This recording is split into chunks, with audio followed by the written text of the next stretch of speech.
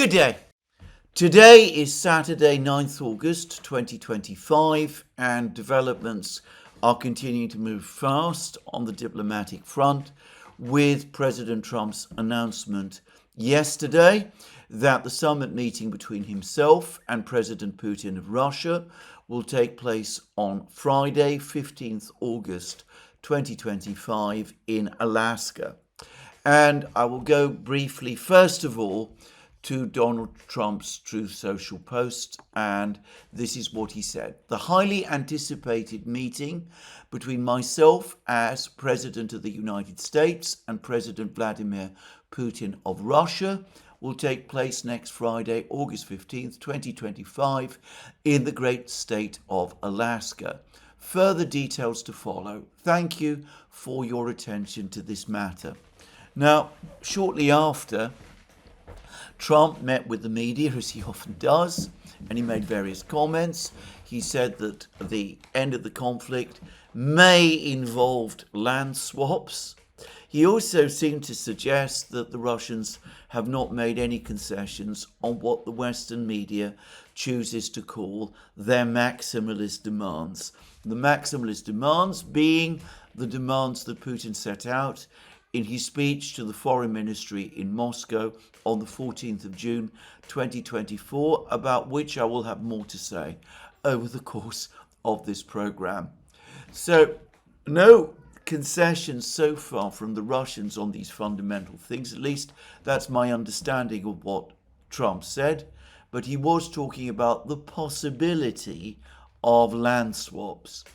Then, a few hours later, we had confirmation from the Russians, and the confirmation came, as it always does, in a brief statement read out to the Russian media by Putin's foreign policy aide, Yuri Ushakov. And I will read it in full. It's a little more detailed and lengthy than the very brief comment made by Donald Trump. The American side has just announced that an agreement was reached to hold a meeting between Presidents Vladimir Putin of Russia and Donald Trump of the United States next Friday, August 15th in Alaska. Russia and the United States are close neighbors. They share borders. So it does make sense if our delegation simply crosses the Bering Strait, and if such an important and expected meeting between the two leaders takes place specifically in Alaska.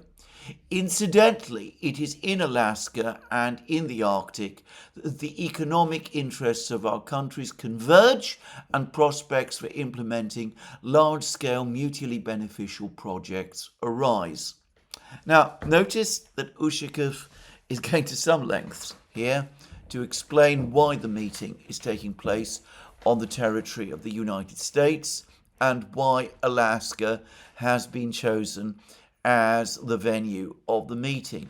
Now, as we will see later in this statement, Ushakov says that the next meeting, the meeting after this one, the one which will take place on the 15th of August, the meeting after that will take place in Russia. And I will come to that briefly, shortly. There's a number of things, however, to say about the choice of Alaska as a meeting place.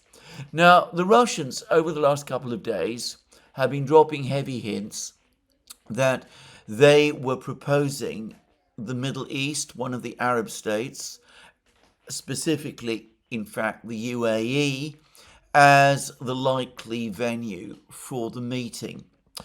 I said in my program yesterday that the only reason why I could see why the meeting would not take place in the UAE would be that the Americans might object to that venue. Now, a couple of days ago, after it became known that Putin and Trump had agreed on a summit meeting between them, there were reports appearing in the American media that the meeting might take place in Washington, that Trump might even receive Putin in the White House. I never took those reports seriously, and I don't still. But it does suggest, because these reports clearly originated with the administration, that Trump is eager to host Putin in the United States. And clearly there has been discussions between the Russians and the Americans about this. The Americans have not been keen, or at least Trump himself has not been keen, on a meeting in the Middle East. He wants it closer to home. He wants it to happen, in fact, in the United States. And Alaska, from that point of view, makes perfect sense.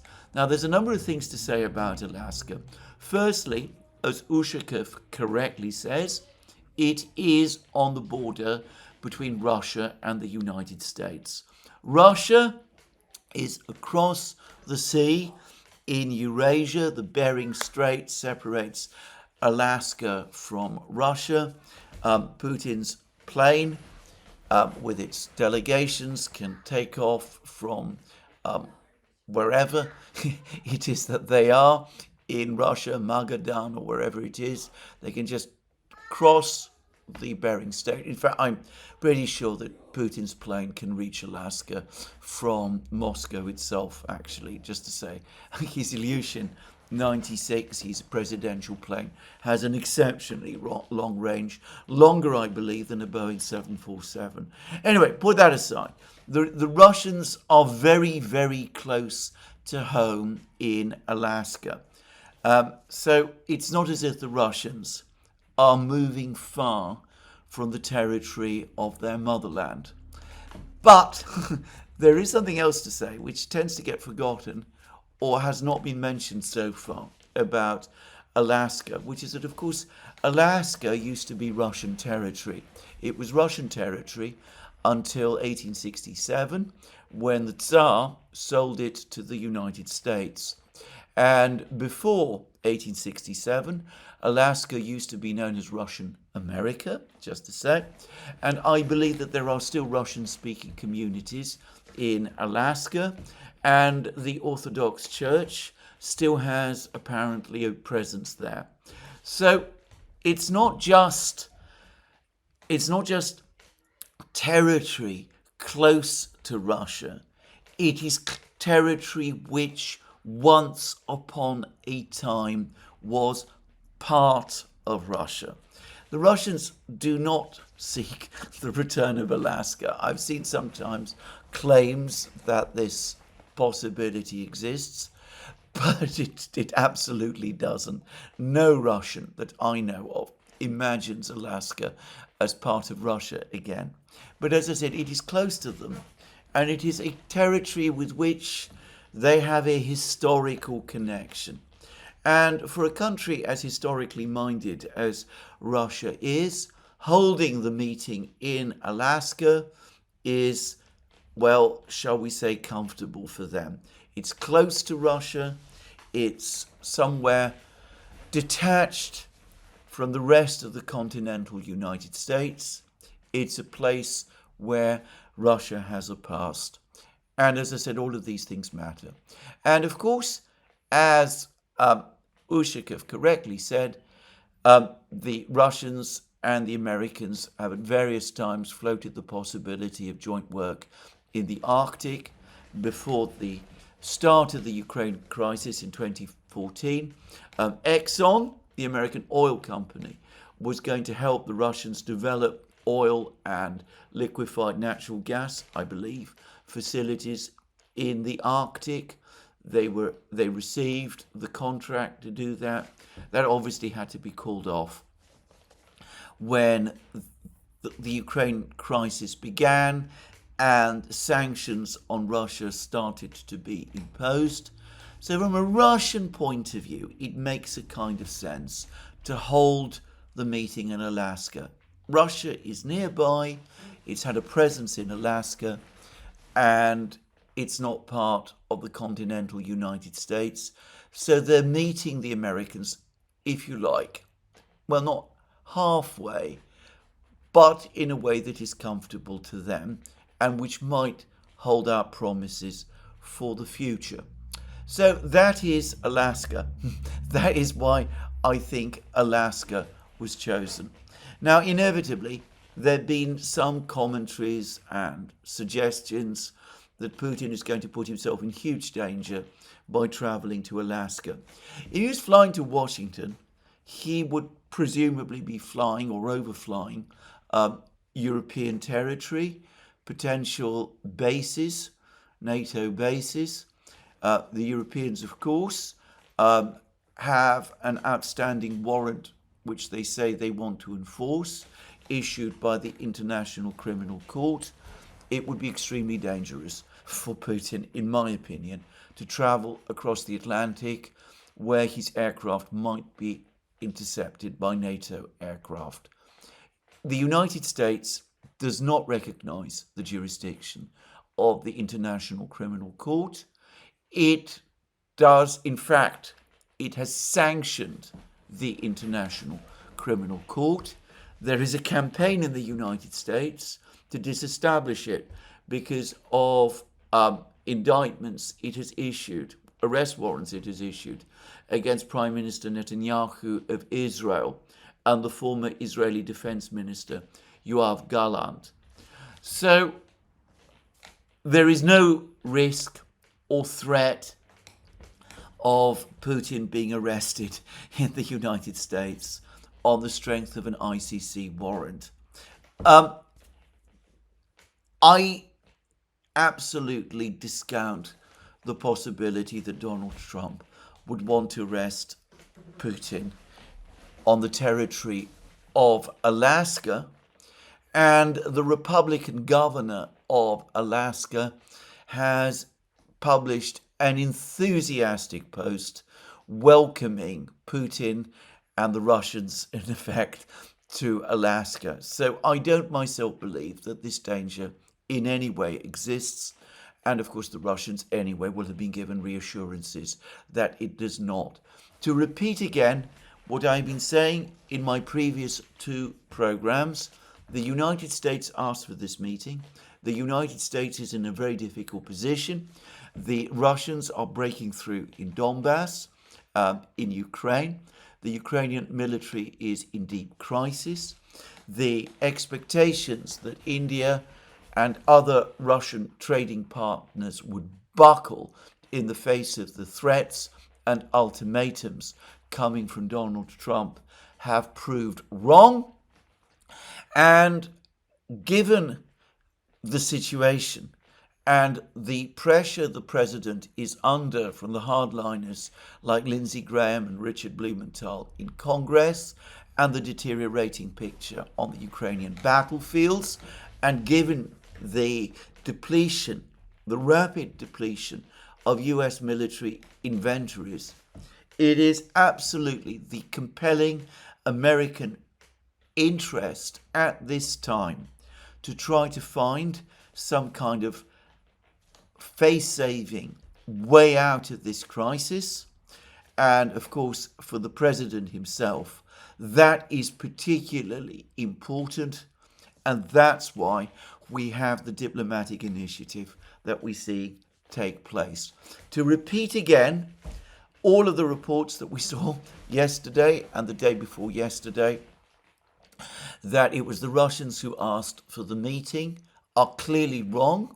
The Russians have made it clear that it was the Americans who asked for the meeting, and all the facts, all the known facts, Witkoff's visit to Moscow point clearly in that direction. And notice that when the Americans tried to float the possibility of Zelensky attending the meeting, the Russians basically shot it down, further confirming that they are in a position of advantage. So given the dynamics, given the realities that underpin this meeting, any threat to the president of Russia, which would jeopardize the negotiations and, by the way, spiral the world into a nuclear crisis. If the president of Russia were arrested illegally, by the way, on American territory, he has sovereign immunity, I would quickly add. Any possibility of anything like that happening is absolutely not going to happen. I mean, the Americans will not allow or permit it to happen.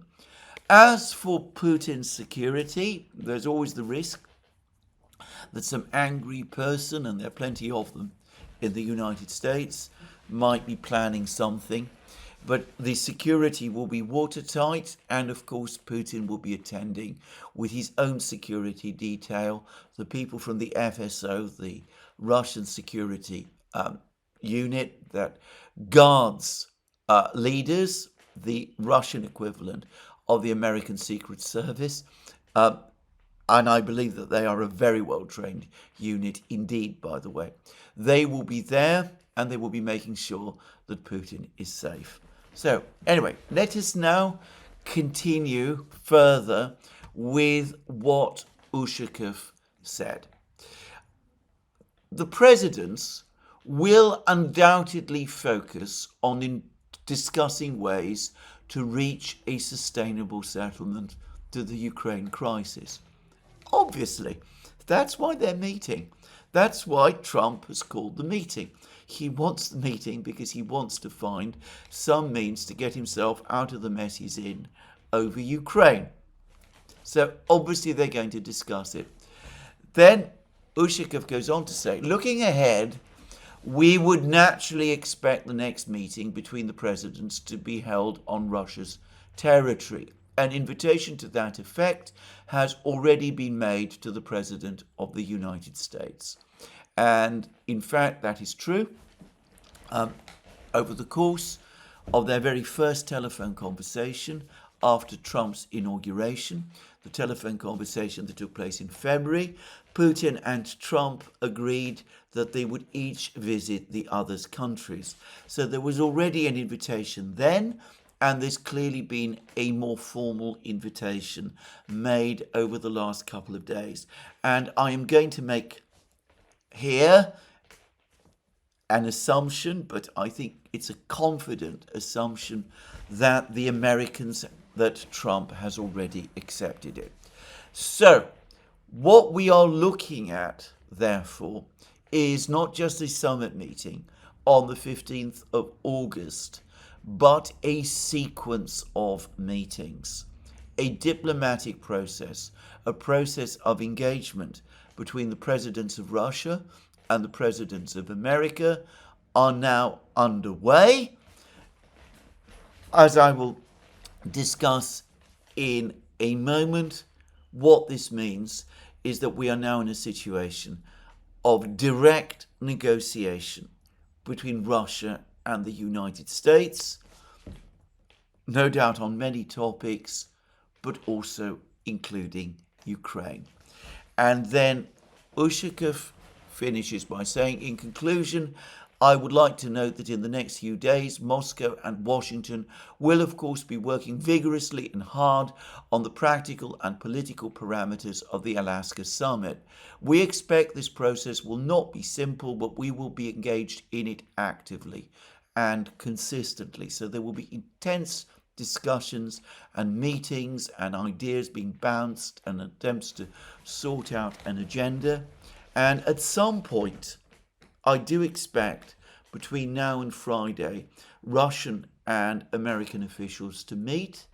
As I said in one of my recent programs, logically, Rubio and Witkoff, who are the two key American officials here, will meet with Ushakov and Lavrov, just saying, and they will agree the parameters of this meeting.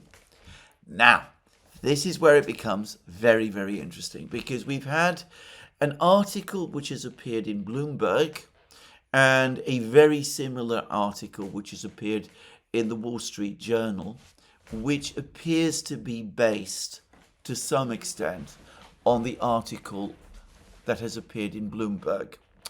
And it claims to know, based on information provided from what I can see from European sources, mostly European sources, what Putin and Witkoff, more details of what Putin and Witkoff discussed over the course of their recent meeting, the meeting that took place on Wednesday.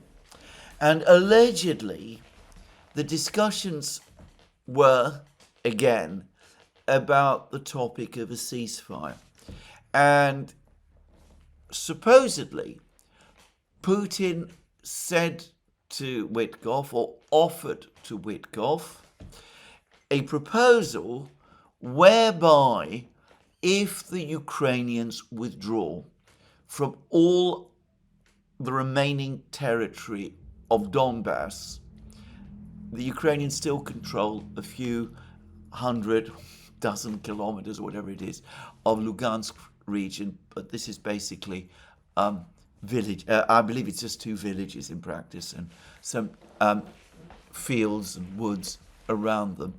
But if they also withdraw from Donetsk region, entirely withdraw from Donetsk region, then the Russians will stop their ongoing offensive in Zaporozhye and perhaps Kherson region, and a ceasefire can then take place. Now, again, according to the Bloomberg and Wall Street Journal articles, what would then follow would be that this would be phase 1, there would be a ceasefire, and then there would be further negotiations, and the negotiations would be between Trump and Putin, between the Americans and the Russians. And the Americans and the Russians would move towards a negotiated resolution of the Ukraine crisis. This would be phase 2. And then once the Americans and the Russians have reached a consensus between them, they would then present this package to Zelensky and to the Ukrainians. And the Ukrainians would then be offered what might be described as a take it or leave it option. Either they accept the proposal or they don't. If they reject the proposal, then presumably the United States cuts off further support to them. So this is what Bloomberg, and perhaps even more to some extent the Wall Street Journal, and you can find other discussions and debates about this, also drawn from apparently from European sources across the media, the Western media, especially the American media as well. Now, is this true? Now, the first thing to say about this, which does suggest that there may be some truth to parts of this, is that the meetings, the announcements yesterday by Trump and Ushakov make no reference to Zelensky or the Ukrainians at all. It is absolutely clear that the Russians have won the point on Zelensky and his presence in the negotiations. The Americans floated the idea of Zelensky coming. They're then trying to bounce the Russians into agreeing to Zelensky coming to the meeting and to the meeting becoming a tripartite one. As I discussed in my program yesterday, the Russians said a clear no. Both Ushakov and Putin said no. When it was suggested in the media, in the American media, that if Zelensky did not participate in the meeting, that would mean that the meeting would not take place. That was a bluff.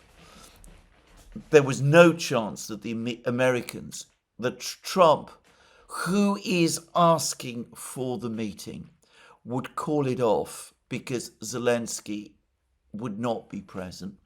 So Zelensky is not going to be present at this meeting in Alaska. He's not been invited to come. The Ukrainians have not been invited to come. The Europeans are not going to be there either. At least that is the position as it stands now. Now, of course, this could change.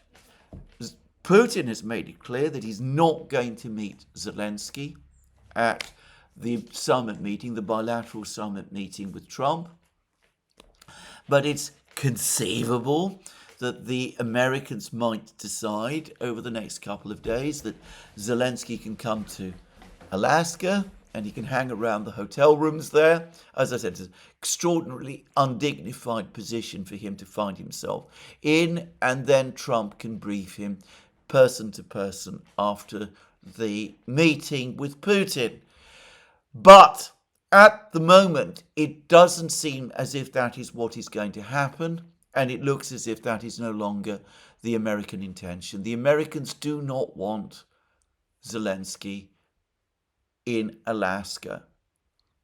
So that is consistent with what we're hearing from the Bloomberg and Wall Street Journal reports, that there will be phase one, a ceasefire involving a Ukrainian withdrawal from Donbass, and then further negotiations, phase two, negotiations between the United States and Russia, direct negotiations between the United States and Russia to settle the Ukraine conflict.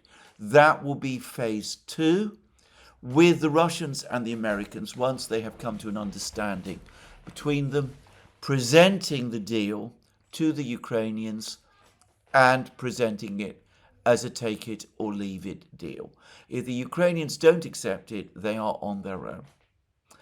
Well, okay, that is consistent, as I said, with what we've seen. Zelensky not being at the meeting, and it's important to say, and this is the single most important fact about the meeting in Anchorage, well, I say Anchorage, it could be somewhere else in Alaska, but about the meeting in Alaska, that the Americans and the Russians are now in direct negotiations with each other about the conflict in Ukraine. I suspect that this has been what the Russians have wanted all along, and the Russians perhaps hope, expect that that will continue after the meeting in Alaska. And again, Ushakov's comments support that. He talks about the next meeting between the presidents being held on Russia's territory, and an invitation to that effect has already been made to the President of the United States. As I discussed just now, that suggests a process of negotiation between Putin and Trump, between the Americans and the Russians. But note that this is a process, an American-Russian process. It's the Americans and the Russians in dialogue and in negotiation with each other. So, as I said, so far consistent with the information that we've heard, that we've seen. The Bloomberg and Wall Street Journal reports are consistent with the information that we've seen. But did Putin actually say that to Witkoff? Well, I think first of all we have to go back to what Putin said on the 14th of June 2024 when he discussed the overall situation, the way in which the conflict in Ukraine might be ended. And Putin engaged in an important meeting at that time. He spoke to the foreign ministry, and over the course of this, he said the following things about how negotiation and a ceasefire to end the conflict come about. At this time, on the 14th of June 2024, obviously it was still the Biden administration. There was no prospect at that time of direct negotiations between the United States and Russia. So Putin was couching it as how negotiations and a ceasefire between Russia and Ukraine must come about. He said this: firstly, the West should command Kiev to lift its ban on negotiating with Russia. We are ready to get down to negotiations as soon as tomorrow. He then said that there are problems about the legality of the authorities in Kiev. Zelensky, in other words, is not a legitimate president anymore because he has stepped beyond the constitution. He's not a constitutionally elected president of Ukraine anymore. But he said that there are legitimate authorities in Ukraine. So yes, it is possible to negotiate with someone in Ukraine. And then he talked about a ceasefire. And he said this: the Ukrainian troops must be completely withdrawn from the Donetsk and Lugansk People's Republics and Kherson and Zaporozhye regions. Let me note that they must be withdrawn from the entire territory of these regions within their administrative borders at the time of their being part of Ukraine. As soon as Kiev declares that it is ready to make this decision and begin a real withdrawal of troops from these regions, and also officially notifies that it abandons its plans to join NATO, our side will follow an order to cease fire and start negotiations, will be issued. Our side will follow an order to cease fire and start negotiations, which will be issued by us that very moment. We will do this expeditiously. Of course, we also guarantee an unhindered and safe withdrawal of Ukrainian units and formations. We would certainly like to expect such a decision on troop withdrawal, on a non-block status, and on launching dialogue with Russia, upon which Ukraine's existence depends. So what Putin was talking about on the 14th of June 2024 is that if the Ukrainians want to sit down and talk, absolutely, the Russians are prepared to sit down and talk with them. They are open to negotiations. If the Ukrainians want to cease fire, then they must withdraw in their entirety from Donetsk, Lugansk, Zaporozhye and Kherson region, from the four regions, and also say that they are not going to join NATO. And then negotiations between Russia and Ukraine to end the conflict can begin. Well, how does this match what the American media is now claiming Putin offered to Witkoff? Now, again, it's important at this point to say that what is being discussed now is not a Russian-Ukrainian process. It is a Russian-American process. Now, firstly, according to the media reports, the Russians now are saying that the only regions from which the Ukrainian army is required to withdraw is Donetsk and Lugansk. A withdrawal from Zaporozhye and Kherson region at this time is not necessary in order for there to be a ceasefire. And the American media are also saying, are not saying anything about NATO, about Ukraine pledging not to join NATO, which on the 14th of June 2024 was also a condition that Putin insisted upon for a ceasefire.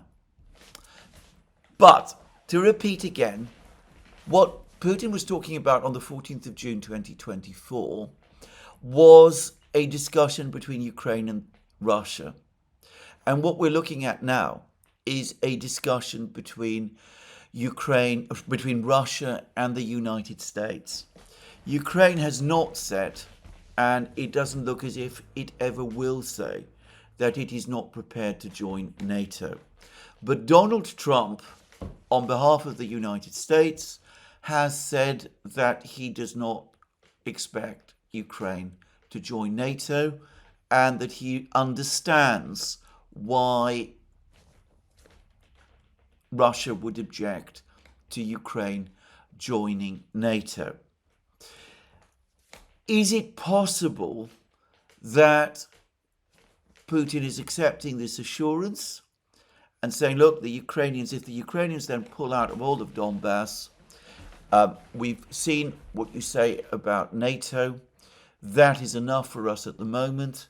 We can put aside the question of Zaporozhye and Kherson, and we can sit down and talk about these things, these other things, the kind of clear guarantees and proposals that there would be as part of phase 2, the serious negotiations that we and you, us, Russia, you, America, Donald, and I, Vladimir Putin, get down to in our next meeting, which will take place in Russia.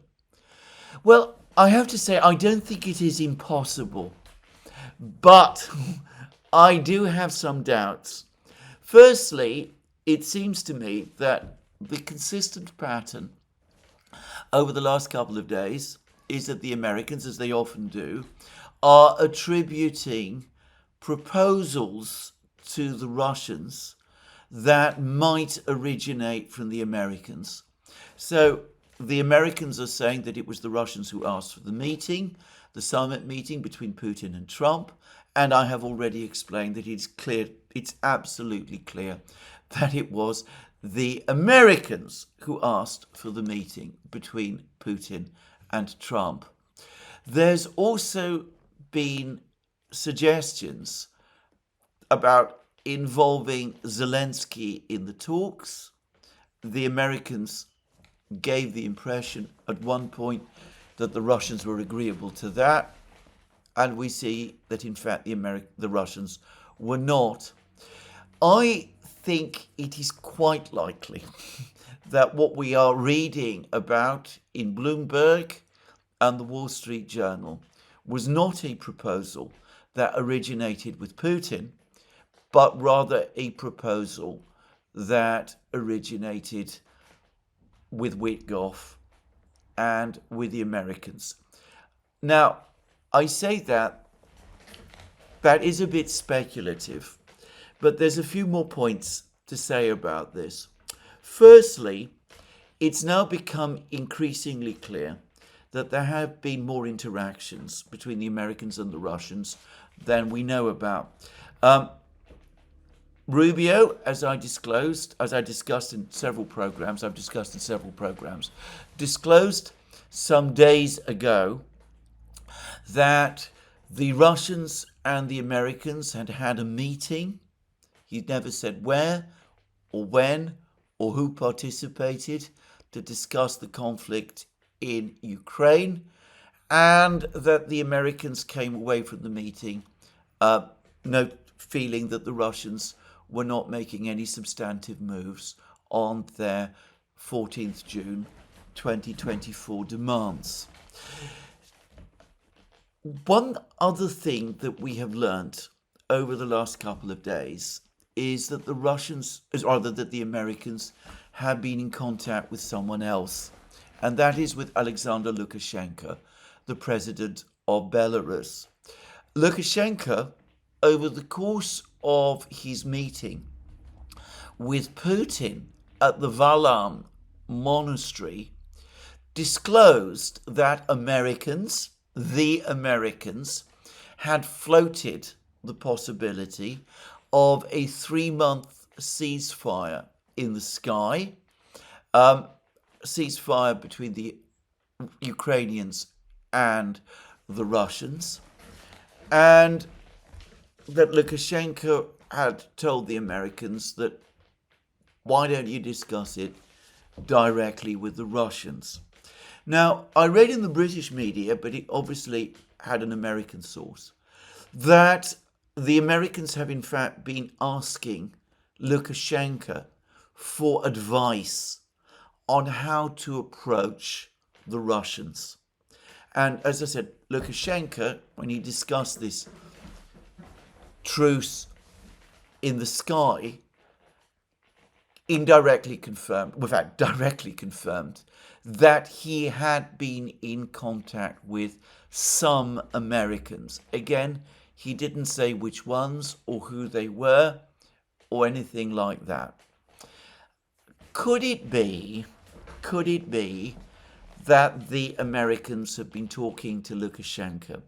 They've been telling Lukashenko, look, we have this problem. We need to find a way to end this war. This is a very difficult situation, and we need to find a way. How are we going to approach the Russians? Putin has set out his demands. What can we offer to him which might lead him to agree to a ceasefire which he won't reject out of hand? And I can imagine that out of those discussions between the Americans and Lukashenko, the idea of a complete Ukrainian withdrawal from Donbass might have come out.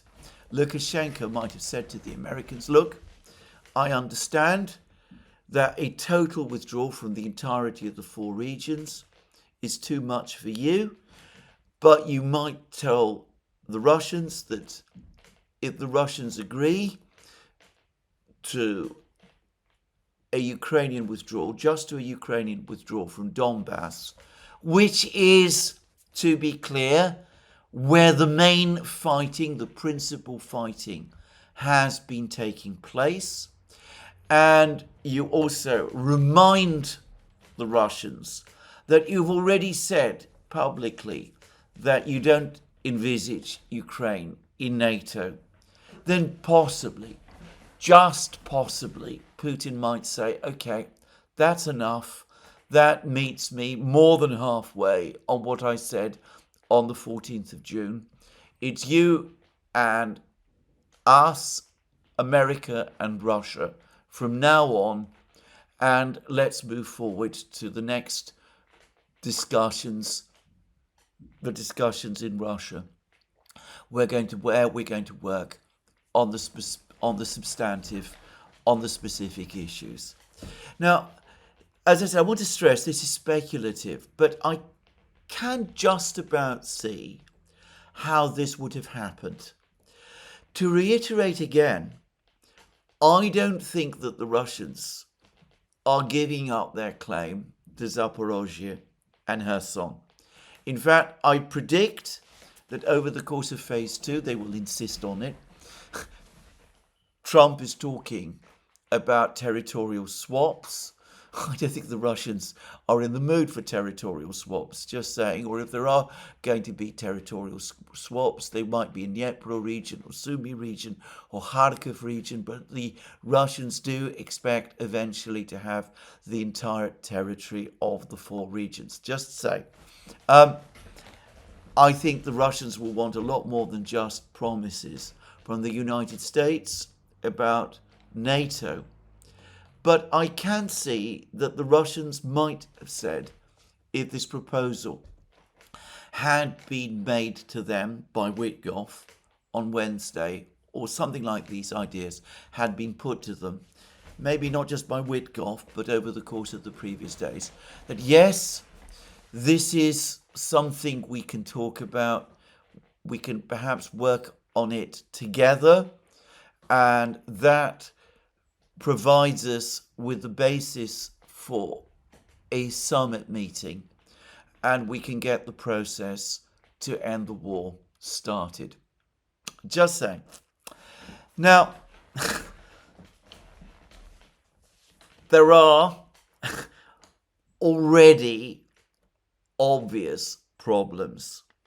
Now, first of all, as a number of parties are pointing out, the Institute for the Study of War being one, if the Ukrainians withdraw from Donbass, if they surrender the line of cities, Slavyansk, Kramatorsk, Konstantinovka, Pokrovsk, then they have surrendered their great fortified line. The fortified line that they built up over 8 years, there is nothing analogous to it anywhere else in Ukraine. If the Russians take control of this territory, of these cities, 82 kilometers of advance westwards without fighting, 82 kilometers, they are in a winning position. In the event that the fighting were to resume, the way to the Dnieper would be open. They would have Ukraine by the throat. So already one could see that there might be good military reasons why the Ukrainians might balk at this proposal at this time.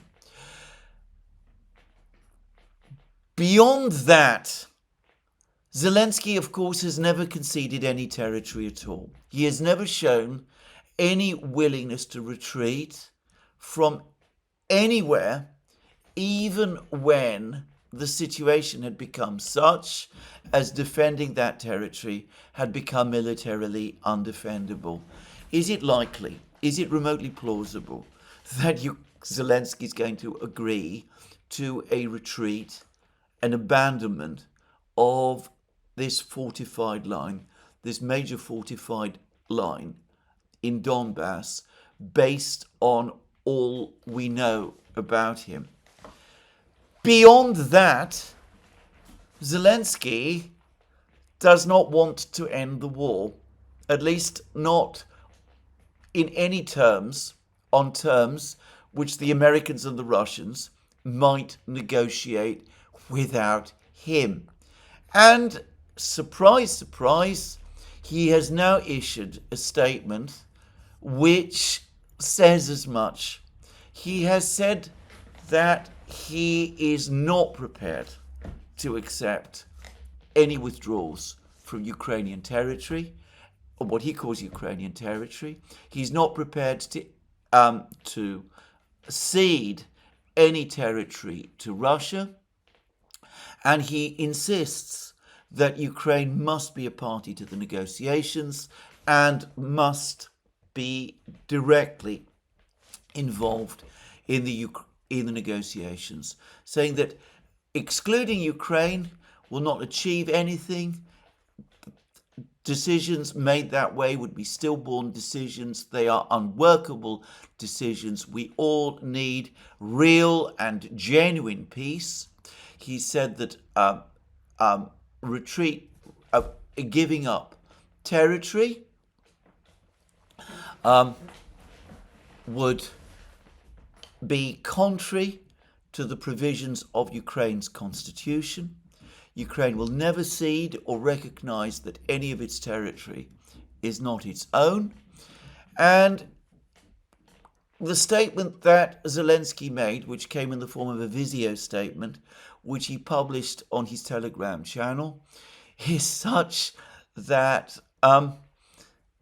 there is no conceivable way that he could accept the kind of proposals that the Bloomberg and the Wall Street Journal are talking about. And we've had comments about this from former Biden administration officials. So Tyson Barker, the U.S. State Department's former Deputy Special Representative for Ukraine's economic recovery, says that the peace proposal as outlined in Bloomberg would be immediately rejected by Ukraine.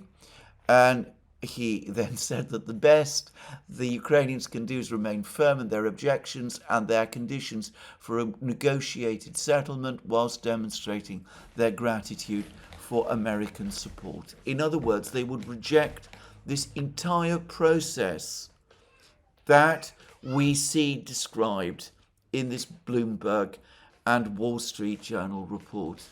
Moreover, Zelensky is already receiving support from his British friends. And there's been articles about this in the British media. In particular, there's an editorial comment in the media, in the Daily Telegraph today. It reads, in part, Mr. Trump must not allow himself to fall into the trap of making compromises for a swifter peace.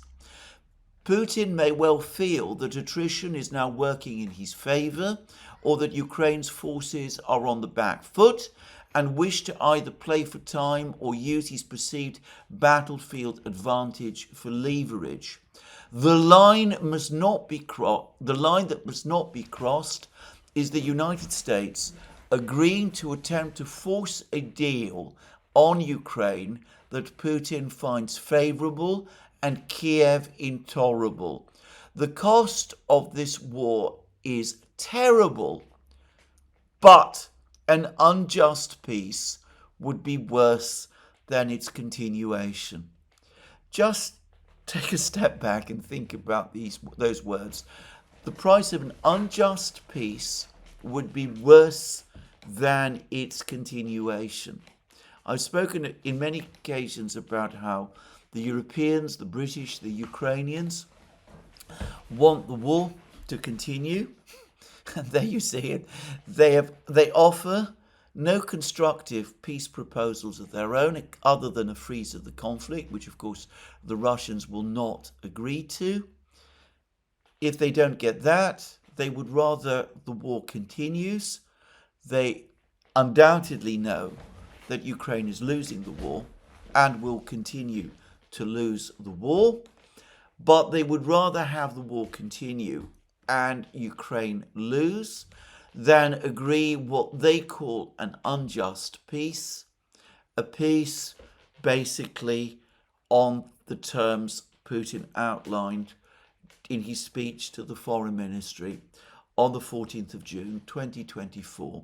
In other words, a peace based on what I have described and what we on the Duran referred to as Istanbul Plus.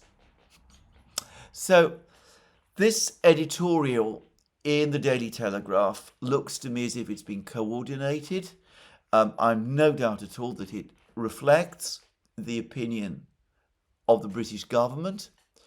Apparently, there's going to be a meeting this weekend in London where the Americans are going to brief the Ukrainians and the Europeans about what they intend at the forthcoming summit meeting between themselves and the Russians in Alaska. Zelensky has already made his position clear. The Europeans are going to support him. The question is, and it has been the same question throughout, will Trump ultimately tell the Europeans, tell the Ukrainians that if they continue to take this stance, given that the Russians are winning the war, given that the threat of economic sanctions and secondary tariffs has failed, given that imposing the secondary tariffs would be certain to backfire economically on the United States and on the West, given that American inventories are heavily depleted, given the fact that the United States is obliged to prioritize its conflict with China. Given all of those things, is Donald Trump prepared to do that which he has not done up to this time, which is say to the Europeans and to the Ukrainians, look, this is all I can do. I cannot do more. I've reached the limits of what the United States can reasonably be expected to do if you are not prepared to compromise with the realities of the situation. If you're not going to accept that the Russians hold the advantage, then I have no choice but to walk away. Well, we don't know. I don't know whether that will be the case or not. We shall see. Now, all of this is predicated, again, on that Bloomberg Wall Street Journal article being based, having some base in factual reality. Of course, there is a possibility that it is none whatsoever, that the Americans and the Russians have not discussed anything like this, that Witkoff did not come to Putin with these ideas, that Lukashenko has had meetings with the Americans, but that they haven't led to anything, that we're going to a meeting on Friday without any kind of prepared agenda or any sort of plans or anything of this kind.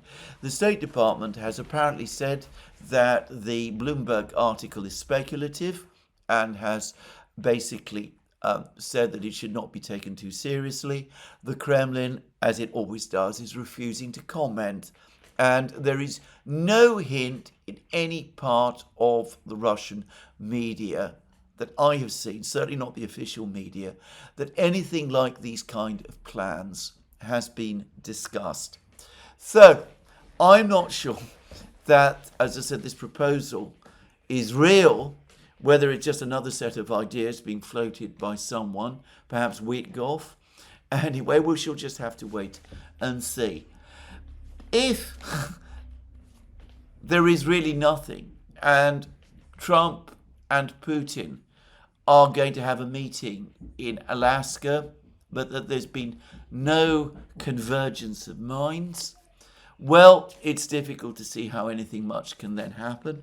Though, in that case, they could still talk about other useful things like arms control and economics, and at least a dialogue will have been set up, and the Russians will still be offering Trump a return visit in Russia.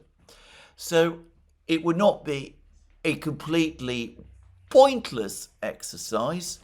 The Russians would at least have a dialogue going with the Americans, but obviously it would fall far short of anything in terms of sorting out the conflict in Ukraine, fall far short of anything similar to what Bloomberg and the Wall Street Journal are saying. My sense is that probably there is something in this Bloomberg and Wall Street Journal article. As I said, it is not inconsistent. It is not entirely inconsistent with the public messaging. It seems to me that it works towards Putin's ideas as set out in his speech to the Foreign Ministry on the 14th of June 2024.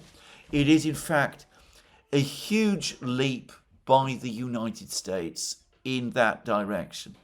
It means that the United States acknowledges that Donbass should be brought under Russian control in its entirety. And it also acknowledges that the United States accepts that Ukraine is going to lose this huge line of fortified cities. So that's not a concession that the Americans have been willing to make up to now.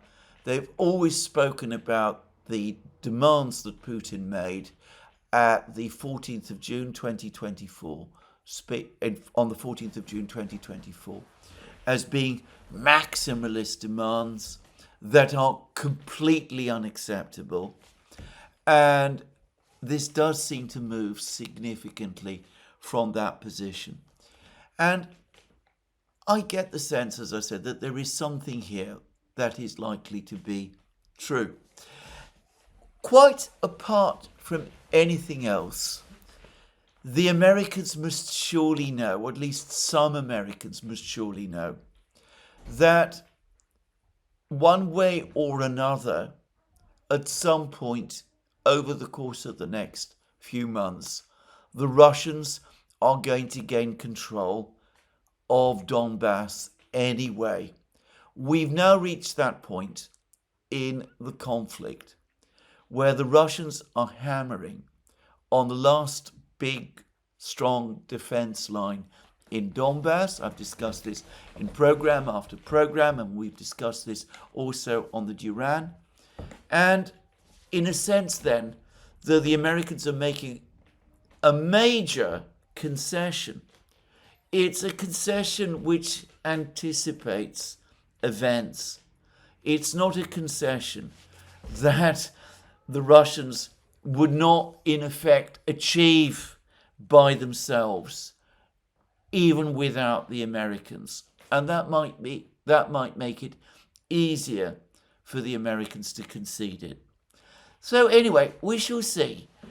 As I said, much remains unclear. There's a huge amount of speculation as to what exactly it is that is going on. I suspect that over the next couple of days, especially if the points of discussion between Putin and Trump in Alaska are indeed going to resemble what the Bloomberg and Wall Street Journal articles are saying. The alarm bells in Europe and in Kiev are going to ring and ring very loud. I spoke about yesterday, in my program yesterday, about how there's panic in Kiev, panic on Zelensky's part. If Putin and Trump finally meet on Friday, next Friday, and are holding discussions based on the ideas in the Bloomberg article, then the panic in Kiev and in Europe, and of course on Zelensky's part, is going to reach stratospheric dimensions. Just the same. Anyway, there we go. We've got some way to go. It's taken a little time to unpack all of this.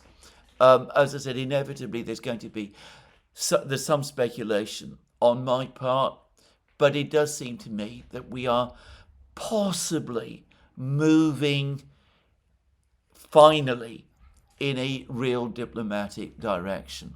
Now, here I think perhaps there's something further to say. A couple of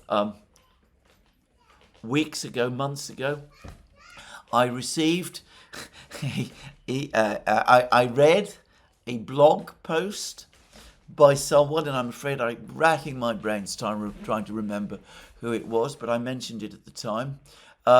Somebody pointed out that in various conflicts that take place in which the United States is involved, and he mentioned Korea, Vietnam, and Afghanistan, the other side, the communists in the conflict in the Koreas, the communists in China, the Soviet Union, and North Korea, the North Vietnamese in the Vietnam War conflict, the Taliban in the Afghan conflict, put up a set of demands. The Americans initially said those demands are completely unacceptable. A complex negotiation process then begins. The war continues. The overall position of the United States deteriorates, and then gradually, step by step, the United States concedes all of the demands that the other side made at the outset, which it had previously said were completely unacceptable. And that is how at least the American part of the conflict ends. I have to say, I thought that was an insightful article when I read it. I have to say that it looks to me as if we are moving in exactly that same direction over the conflict in Ukraine. That's the first thing I wanted to say. The second thing I wanted to say is that, look at it however you will, the Russians are now clearly well ahead on points. Yesterday, Friday, 8th August, was supposed to be the day when Trump's deadline expired, when the massive sanctions and tariffs against Russia and its trading partners were going to be imposed. Well, there have been no further sanctions against Russia announced. The tariffs against Russia's trading partners have been limited to an announcement of a 25% tariff on Indian exports. But as I discussed, based on that comment by a commentator on a thread of one of the articles on naked capitalism, in reality, if you work through all of the various carve-outs, the entirety of the American tariffs on India, it turns out, affect just one big Indian export industry, that is the diamond cutting and gemstone industry, in which Prime Minister Modi of India, of course, has a personal interest. And you could argue that even the invitation to Putin to come to the United States marks a major concession by the United States. Here we have the President of Russia, a man who has been demonized in the United States to the most extreme degree. He has been referred to using every conceivable insult under the sun. He's been alleged to have meddled in U.S. elections, assassinated his opponents, done all sorts of nefarious things around the world, and he has supposedly launched an unprovoked war of aggression against Ukraine. He's the same man who supposedly entertains plans to conquer the whole of Europe and to subjugate Europe, and who at the very least is plotting or scheming to re-establish the Soviet Union, to recreate the Russian Empire. And this same person is now being hosted on the territory of the United States itself as a guest of the President of the United States. This is a major win for Putin. I would say that from the Russian point of view, this is actually better than holding the meeting in the UAE. The optics play so much further to Russia's advantage. Anyway, that at least is how it seems to me.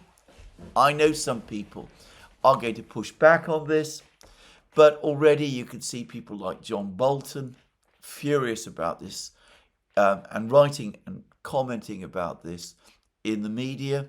And as I said, I suspect that the full anger and rage in Europe is about to strike, and that article in the Daily Telegraph gave us a foretaste of it. Well, there we are. That's my understanding of the diplomatic situation. Now, I'm going to quickly deal with the military situation, and then I do have to say something about the situation in the Middle East. Well, firstly, briefly, the Ukrainian media themselves have now, over the last 24 hours, started to acknowledge what I said in my program yesterday, that the Ukrainian forces in Pokrovsk, basically holed up in the Shakhtarsky micro-district of Pokrovsk, are effectively encircled. I read several articles in the Ukrainian unofficial media, the Telegram channels and all of those places, but also, and blogs and other places, but also it's even starting to appear in what you might describe as more mainstream outlets as well. The reports confirm, and in fact we've now seen video footage which show Russian troops absolutely in the central parts of Pokrovsk. The E50 road leading through to the micro-district, the Shakhtarsky micro-district, has been cut. The Ukrainians have published a picture of the Ukrainian soldiers capturing Russian soldiers in Pokrovsk. That, of course, does confirm that the Russians are indeed in central Pokrovsk. It might be a sign that the Ukrainians are trying to counterattack to reopen the road, but this picture, this film took place somewhere north of the road, and my own guess is that by now the Russians will have consolidated control of it.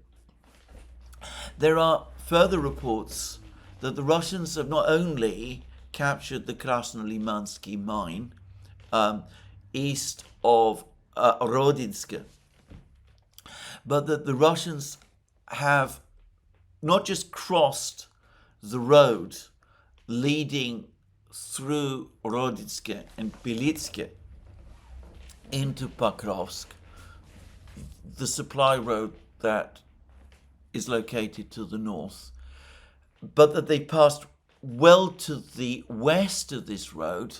Radovka, of course, said as much a little while ago, and that they have now reached the outskirts of a village located well to the west of this road called Shevchenko, and that they're planning to capture this village. Now, if this is true, then the Russians have undoubtedly cut the supply road to the north. And by the way, if the Russians capture Shevchenko, then Rodinsk is in effect encircled itself. Just saying. The other thing, however, that Radovka is claiming, and of course this is all taken from Radovka, but up to now it seems to me they've been reasonably reliable, is that once the Russians have captured Shevchenko, the plan is to advance south towards Grishine, which is the village to the northwest of Pokrovsk, close to the E50 road, but also the village upon which the remaining small country roads through which the Ukrainian defenders in Pokrovsk might escape would have to pass. If the Russians capture Grishine, then of course it's not just a cauldron in Pokrovsk, but a tight one. Tight one, not just for the soldiers in the Shakhtarsky micro-district in the southeast of Pokrovsk, but for all defenders, all of the Ukrainian defenders in Pokrovsk and in Mirnograd as well. Well, that's Radovka. There's no video footage to confirm any of this so far. It's only Radovka that's saying that the Russians are outside, that they reached Shevchenko. It may be that Radovka is wrong. Well, we shall just have to see. The other news today is that the Russians confirmed, the Russian Defense Ministry has confirmed that Yablunovka, the village at the western end of the Kliban-Bek water reserve, is now under Russian control. We've actually known that for some time. And the reports are now saying that the only remaining village that the Ukrainians control south of the Kliban-Bek reservoir is the village of Kliban-Bek itself, and that the Ukrainians are indeed trying to escape by boat across the reservoir to flee northwards towards Konstantinovka. I have to say that the idea of trying to escape on boats across a reservoir with the Russian drones overhead, I would have thought is a terrifying idea. I wonder whether it is really practical. There's other news in other places. Marochko, our old friend Andrei Marochko, has told TASS that the Russians are completely dominating the situation in Volchansk. There's also reports that the Russians have made further breakthroughs in the Liman area. The village of Kolodizy supposedly is now under their control, and there are claims that the Russians have advanced or are trying to storm the village of Zarychny. And there are also reports that the Russians are in the process of storming, or at least trying to storm, the village of Zarychny to the east of Liman. If the Russians capture Zarychny, Torske, where there's apparently still fighting going on, where the Russians now control most of the village, and Kolodizy, then they have Liman in a semicircle, and it's difficult to see how the Ukrainians would be able to maintain their positions both in Liman and further east in Siversk for very long. And there's been no reports apparently confirming Russian control or operational control of the Serebyanka forest. Now, just to repeat again, the Institute of the Study of War finally admitted that which I have been saying all along, which is that Donbass is Ukraine's major defense position, that there's this line of cities that the Ukrainians have made their major fortified position in eastern Ukraine. If they lose Donbass, the gates of Ukraine have been smashed open. The Russians could advance to the Dnieper. They could potentially advance beyond the Dnieper into the west of Ukraine. And if the war were to continue after the Russians have gained control of Donbass, it's impossible to see how the Ukrainians could retain their positions in Kharkiv and Chernigov and Sumy or anywhere else on the east bank of the Dnieper. I've been saying this for years.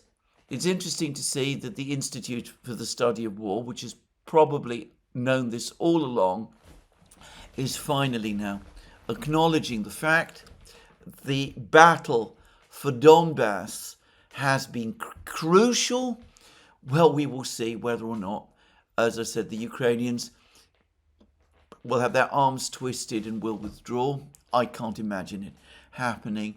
Or what I think is much more likely, that the Ukrainians and the Europeans will reject whatever proposals are made for the Ukrainians to withdraw from Donbass, but the Americans and the Russians maintain the pace of their discussions, and perhaps, just possibly, following the pattern set out by that blogger that I spoke about, the Americans will gradually begin the process of disengaging from Ukraine.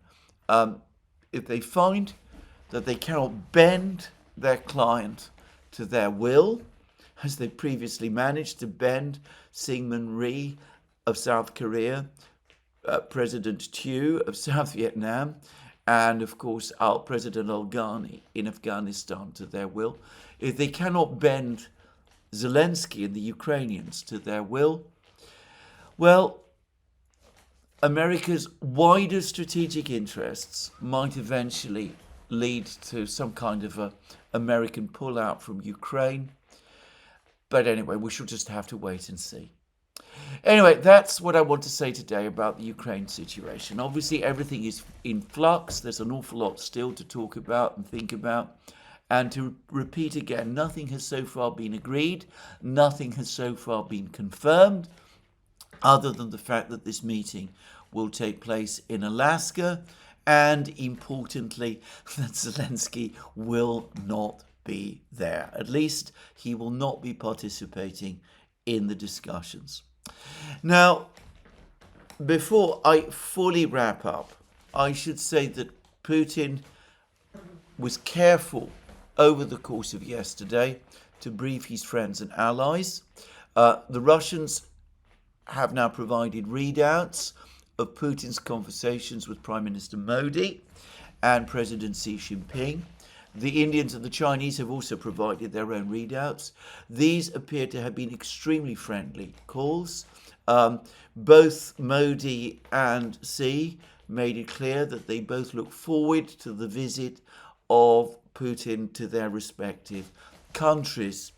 And Putin also had a meeting in the Kremlin with Anijat Doval, Modi's national security advisor. It's quite clear to me that the attempt that has been made over the last few weeks to create divisions within BRICS, to try to isolate the Russians from their BRICS allies, that has entirely and conclusively failed.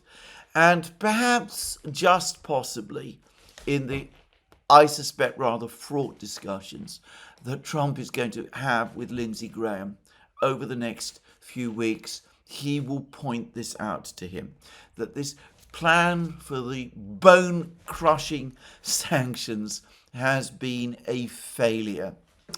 Now, apparently there was an article in the American media, I haven't actually read it, but it says as much, that Trump cannot see the point of sanctioning Russia, given the minimal trade that the U.S. does with Russia, that sanctioning India was relatively painless, though it has wrecked the relationship between himself and Modi and antagonized India, and, as some are saying, has destroyed years of hard work by the United States to build up the relationship with India. That might be over-dramatizing things. But the United States at the moment really is not in a position to take on China in an economic war, and it knows it. And for that reason, the Lindsey Graham, Richard Blumenthal plan has effectively failed.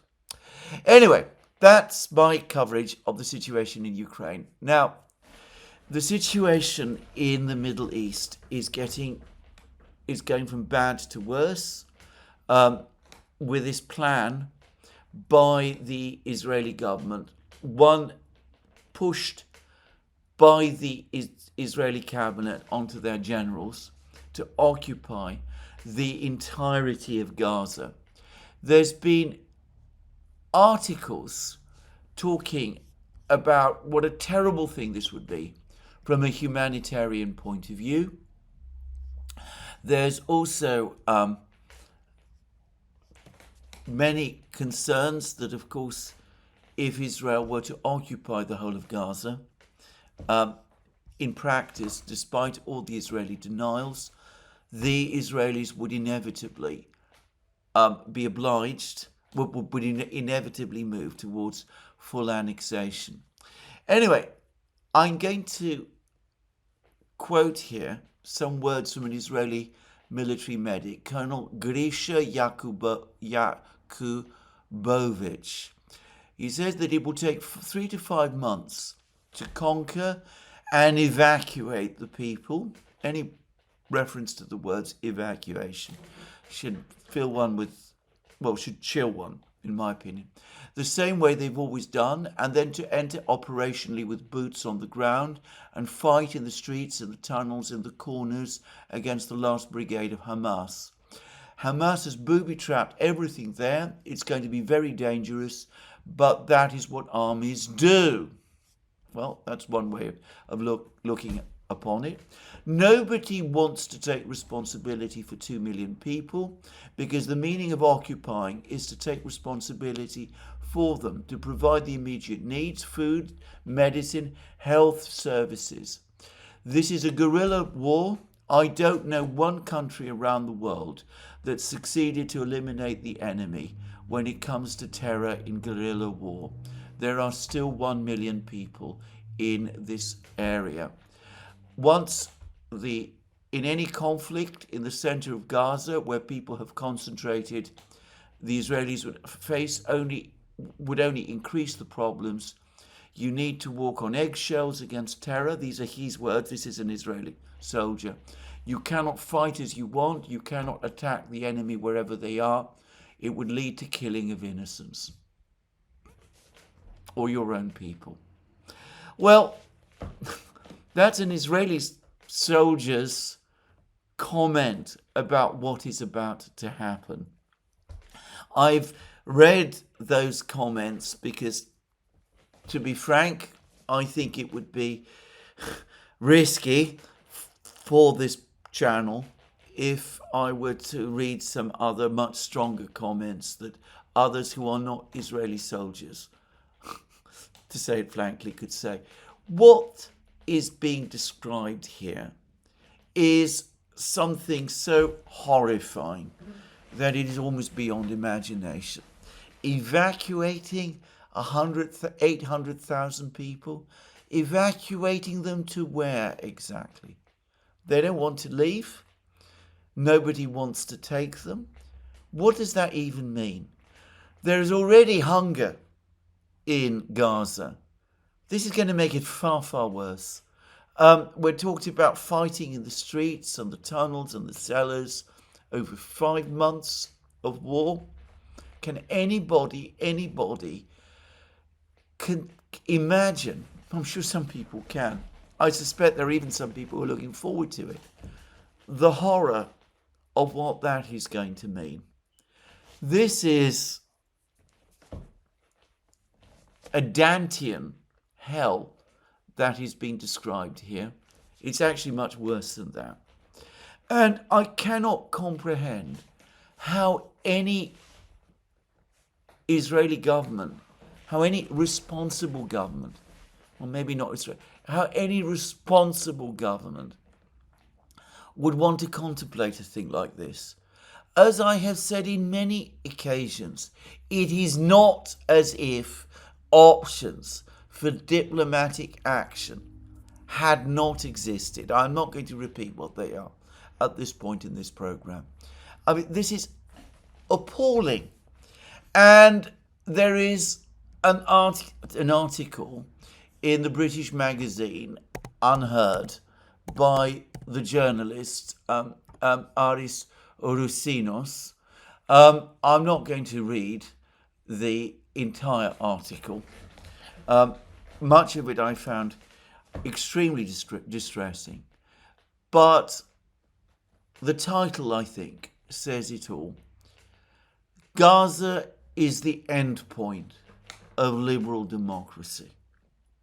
How can one talk about liberal democracy anymore as any kind of institution or system possessing any kind of moral or institutional legitimacy after what is playing out in Gaza and after the role that Western governments have taken in bringing it about? To repeat again, I expect that over the course of the next few months, we're going to see a renewed push, certainly in the General Assembly, perhaps in other places, and in other ways, responding to what is happening in Gaza. But this is, I think, the least that I can say, very, very much the least that I can say. In this program, my guess is that if we do get some kind of cessation of hostilities in Ukraine, which I think is extremely unlikely, by the way, at any point in the next few months, then Gaza will become an even more dominant story. And I sometimes wonder whether the European obsession in keeping the war in Ukraine going is because they know perfectly well that without the war in Ukraine, all the attention would be on Gaza and ultimately on themselves. Anyway, this is where I'm going to finish today's program. Be more from me soon. Let me remind you again, you can find all our programs on our various platforms, Locals, Rumble and X. You can support our work via Patreon and Subscribestar and by going to our shop, links under this video. Last but not least, please remember, if you like this video, to tick the like button and to check your subscription to this channel. That's me for today. More from me soon. Have a very good day.